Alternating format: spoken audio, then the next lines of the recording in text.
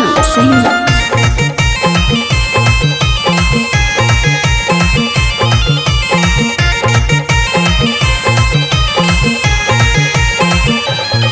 सखी ससुरा छूटे त छूटे नैहरवा ना छूटे। सखी ससुरा छूटे त छूटे नैहरवा ना छूटे। अरे भतरा छूटे त छूटे इयरवा ना छूटे। सखी ससुरा छूटे त छूटे नैहरवा ना छूटे। सखी ससुरा छूटे त छूटे नैहरवा ना छूटे। अरे भतरा छूटे त छूटे इयरवा ना छूटे। अरे भतरा छूटे त छूटे इयरवा ना छूटे।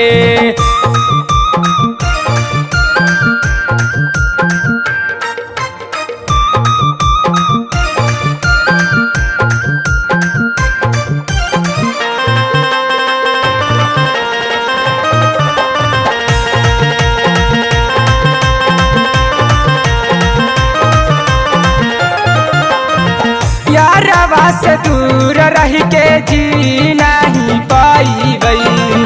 खइबई जहार नहीं त फसारी लगाईबई। यारवा से दूर रह के जी नहीं पाईबई। खइबई जहार नहीं त फसारी लगाईबई। सखी रिश्ता टूटे त टूटे मोर प्यार ना छूटे। सखी रिश्ता टूटे त टूटे मोर प्यार ना छूटे। अरे भतरा छूटे त छूटे इयरवा ना छूटे। अरे भतरा छूटे त छूटे इयरवा ना छूटे।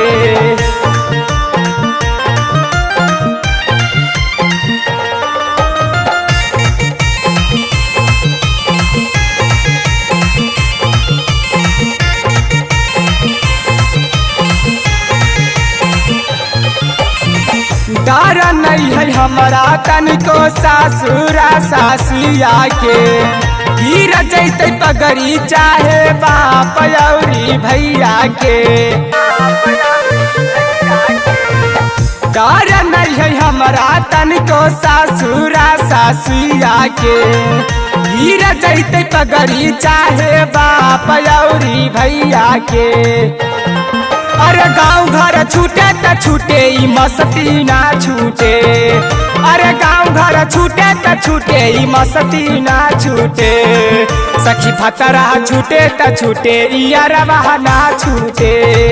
सखी भतरा छूटे त छूटे इयरवा ना छूटे।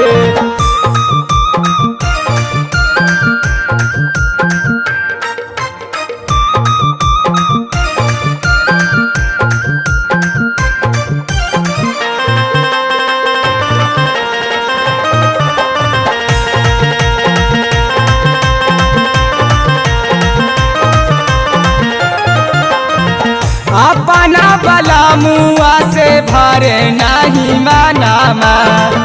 यारवा के याद में मोर तारा से खजानामा। अपना बला मुआ से भरे नहीं मनामा।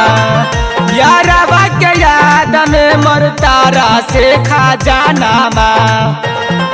सखी गौरव रूठे त रूठे या मनवा ना रूठे। सखी गौरव रूठे त रूठे ई दुनिया ना रूठे। सखी भतरा छूटे त छूटे इयरवा ना छूटे। सखी भतरा छूटे त छूटे इयरवा ना छूटे। सखी भतरा छूटे त छूटे इयरवा ना छूटे।